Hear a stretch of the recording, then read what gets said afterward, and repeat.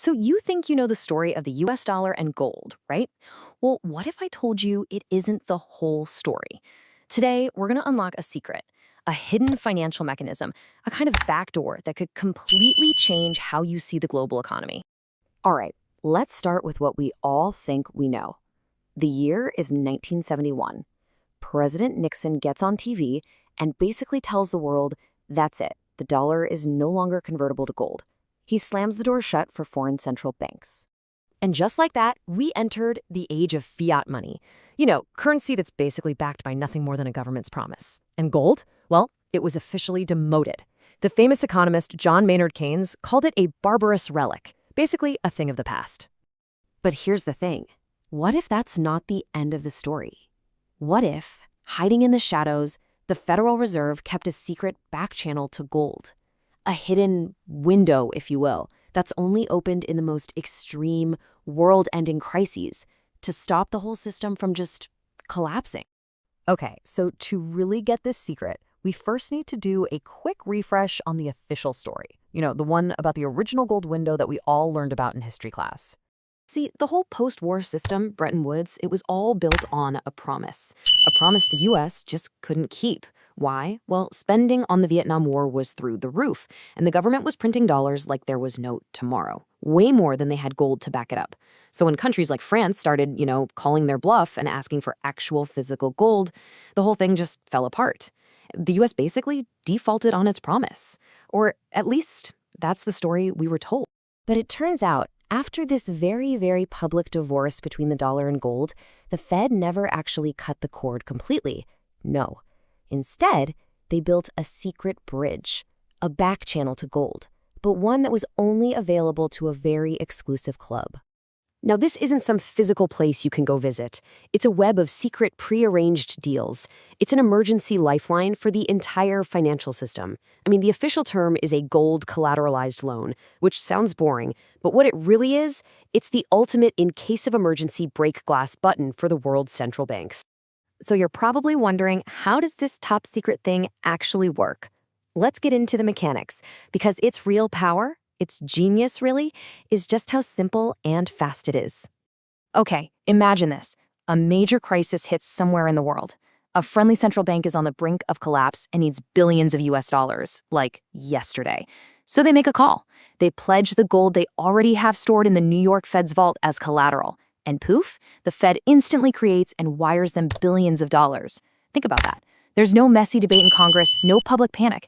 And the Fed, they take on almost zero risk because they get the best collateral on earth, physical gold.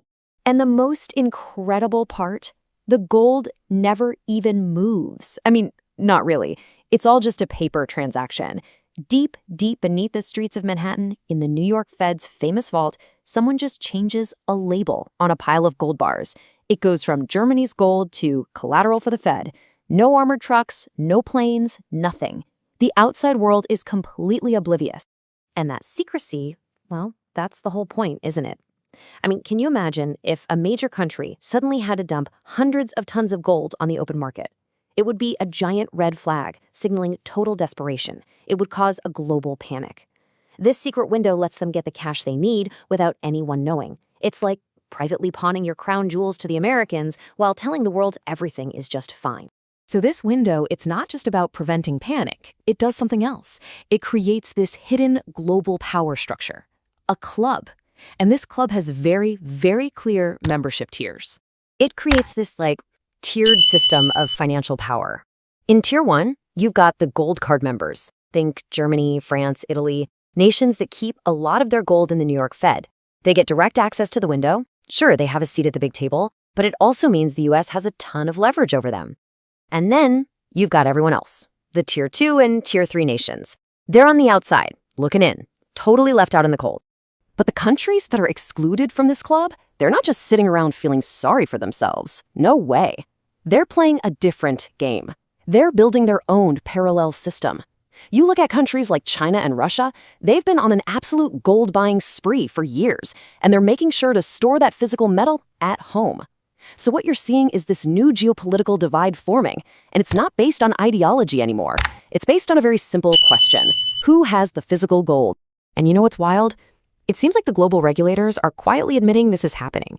There are these banking rules called Basel III, and without a lot of fanfare, they made a huge change. Physical gold was reclassified as a Tier 1 asset. Now, what does that mean? It means it's now considered to be just as safe and risk-free as cash. It's like they're officially telling the world's banks, yeah, gold is money again. The ghost of the gold standard is kind of creeping back in. And all of this, it brings us to the ultimate paradox of our modern financial system, to its final and maybe most unsettling secret. Okay, get ready for this, because this is where it gets weird. The official price the US government uses to value all of its gold is $42.22 an ounce. $42. It's a completely meaningless number, just a relic from 1973. It's an accounting trick, really, that makes the nation's ultimate financial insurance policy look like a rounding error. But what's the real price, the market price? It's hovering around $2,300 an ounce. So that same gold is actually worth trillions. It's a massive, hidden backstop for the entire global system. It is the ultimate insurance policy. Everyone ignores it in public, but you can bet that every central banker on the planet privately understands that it's the final line of defense. But wait, because the rabbit hole goes even deeper. This secret system has also created this murky practice of gold leasing. Here's how it works. A central bank lends out its physical gold to a big commercial bank to earn a little interest. But then that bank turns around and sells or lends that same gold to someone else. And on it goes. You end up with this dangerous pyramid of paper claims, with multiple people all thinking they own the very same bar of gold, a bar of gold that might not even be in the vault anymore.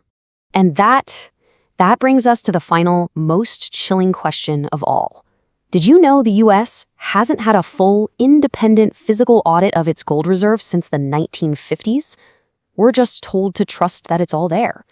But in this world of secret windows, of gold leasing, of paper IOUs stacked on top of each other, what happens when the next big crisis hits? What happens if the day comes to open that window and they discover the vault is empty? What happens then?